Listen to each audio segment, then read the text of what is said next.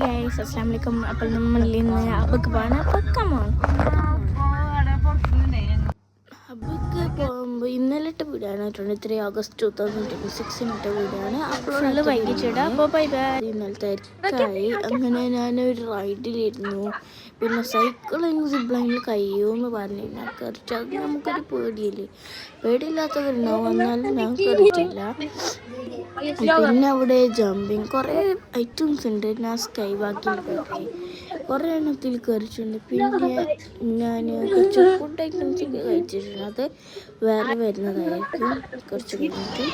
പിന്നെ എൻ്റെ അനിയത്തി സ്കൈ വാക്കിൽ നടന്നു. ഇതാണ് ഞാൻ പറഞ്ഞ സ്കൈ വാക്കും. ഞാനും നടന്നു. അതിൻ്റെ ഫുൾ വീഡിയോ എടുത്തിട്ടില്ല എന്ന് തോന്നുന്നു.